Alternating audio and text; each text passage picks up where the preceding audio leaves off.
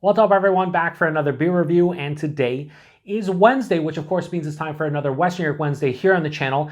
And the beer I'm reviewing today is actually another collaboration beer, this time between the Grow Brewing Company, which is a nomadic brewery that is headquartered in Geneva, New York, and the Underground Beer Lab, which is out of Syracuse, New York.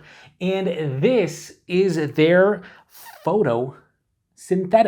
So they are calling this one a hazy double IPA with honey. Comes in at 9% alcohol by volume, 35 IBUs, and at the time of review, this can is just over 6 weeks old. I want to give a huge thanks, shout out once again to a couple very good friends of mine and fellow beer tubers, Dan and Mike, over at FLX Beer Reviews for this beer. So big thanks to them. In the description box, I'll post a link to their channel.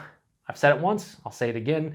They are fantastic guys with an absolutely amazing channel. Just two dudes that sit down and, they review a beer, but they pretty much just talk about it. They're hilarious, and on top, more importantly, they're just good people. So I highly recommend going over there, giving them a sub, and checking out their content because they're just good dudes and they deserve it. So anyway, Dan was the one who gave me this can, and I'm going to paraphrase and not quote him because I don't remember the exact quote, but he did say that he would not be surprised if Grow Brewing was one of the more hyped, sought-after breweries in 2023, especially in the Western New York area, because he thinks they're brewing some great stuff, and he really enjoyed this one, hence why he gave me a can of it, and I'm super excited for this one. I love honey hop-forward beers, Hop Slam from Bell's being like one of the iconic ones, and that's kind of like a year-round beer now, I think. I heard them say if it's not year-round, they're going to definitely release it more often than once per year. And my favorite honey, like hop-forward beer, is Double Cream. Get the honey from Other Half. I've had a couple different variations, the Citra version, the regular, and a couple others.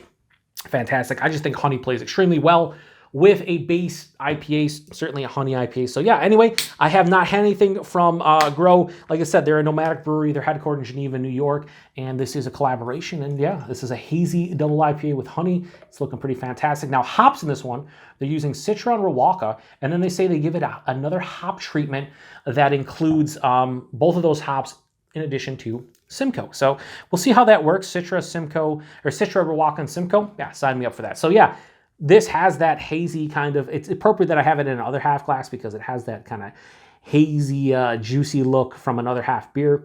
Very opaque, has that honey orange color, about a 2-finger of a creamy, like off-white, almost eggshell white head, very compact bubbles, looks incredibly creamy, beautiful, hazy double IPA. Let's get a nose. Wow, it smells awesome. And I'm getting this nice floral kind of sweetness, which is, I'd assume, is the honey. But wow, it also has like a big, rich, like herbaceous kind of dank quality as well. Wow. Very green smelling, but like not green as in like hot burn or like too fresh, just like a bright green kind of quality to it. Like, again, floral, grassy, kind of like you're out in the garden. Big, and I mean big, honeydew melon vibes to this one. Like absolutely gigantic. It's like honey drizzled honeydew melon. Peach, apricot, mango, sweeter like fruit cup kind of fruits. Dude, this smells like, Dan, you're not lying. At least on the nose, this smells fucking awesome. Like if this was in a Hot Butcher can, if this was in an Other Half can, if this was in a Fiden's can, I would be like, yeah, for sure. Quality through and through. Smells awesome. I don't smell any hop burn. Doesn't smell too fresh. It's just over 6 weeks old. You're talking about a beer kind of approaching triple IPA level at 9%, like on the higher side of like a double IPA. Doesn't smell too sweet. Doesn't smell, like I said, too fresh, too green. Just smells perfect. It smells like a perfect fucking double IPA. I love it. I love the aroma. This aroma is dynamite. Let's get into it. Cheers to everybody. Thanks again, Dan.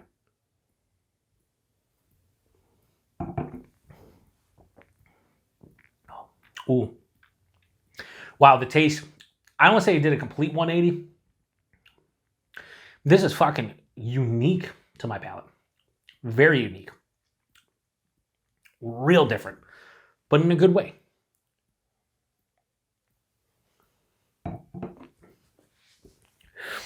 That, walking through a garden kind of aromatics is what this beer is in a nutshell in the taste.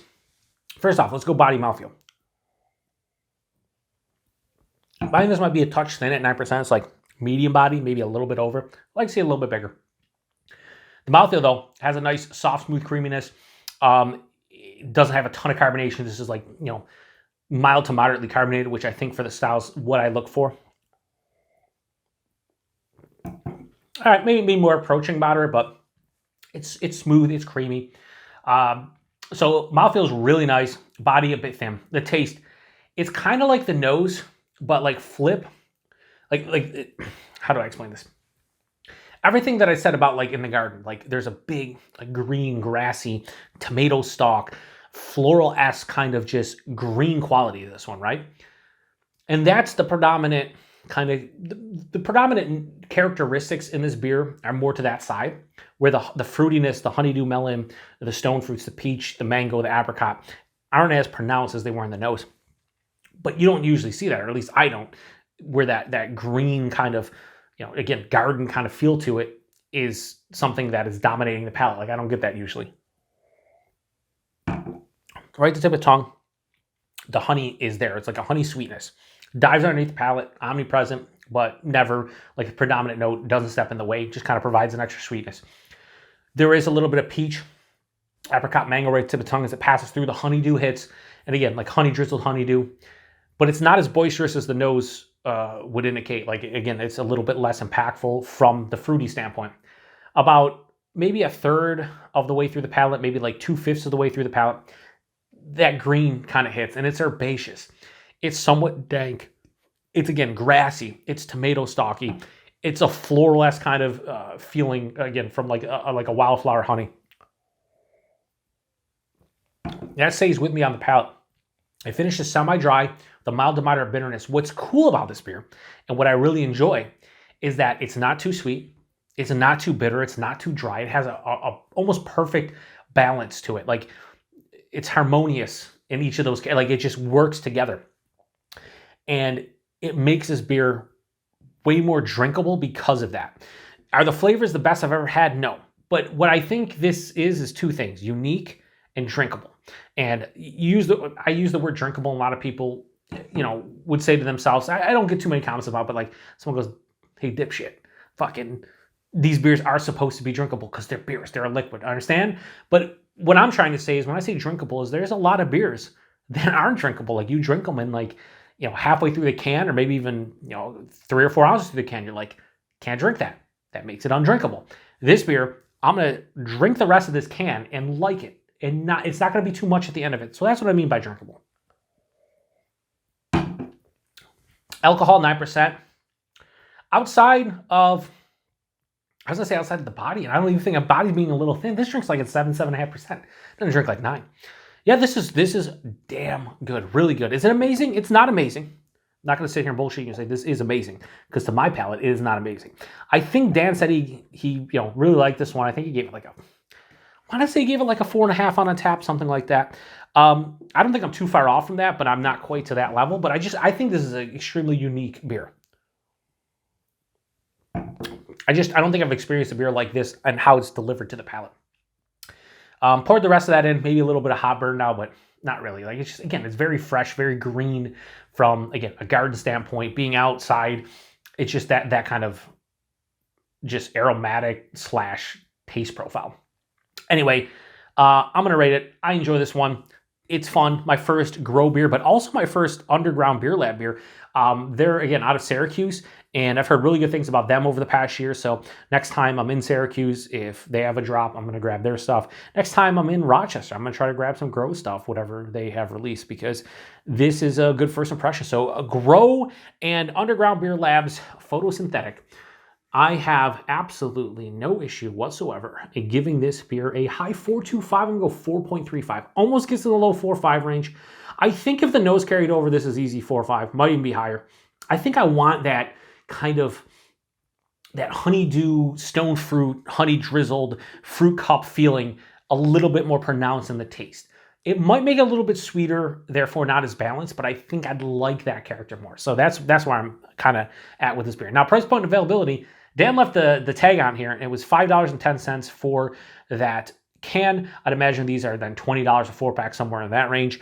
Yeah, that's the going rate for a 9% double IPA with honey, like $5 a can. That's whether or not you agree with it or you think it's a good value, that's kind of the market. So I can't sit here and say, hey, this should be $12 a 4-pack, because I would love that, but reality is it's just not how it is, especially here in New York. And availability, I have no idea with Grow outside of they're definitely available in the Finger Lakes region / Rochester region. I have not seen them make it this way in Buffalo. I think they also get out to Syracuse, so they haven't come this far west to Buffalo. But once they do, I'm going to try to grab more of their stuff, because this is pretty good. So if you've had this one before or anything from Grow or Underground Beer Lab, post in the comment section. Let me know what you think about them. First good impression, like I said, 9%, doesn't drink like it, and I'm going to drink the rest of that and enjoy every second. So huge thanks to Dan for this beer. Go check out, like I said, the FLX boys. Great guys. Appreciate everybody stopping by for another Western New York Wednesday. Check back next week. Don't know what I'm reviewing, but I'm sure it's going to be something from the West New York area. To the next one.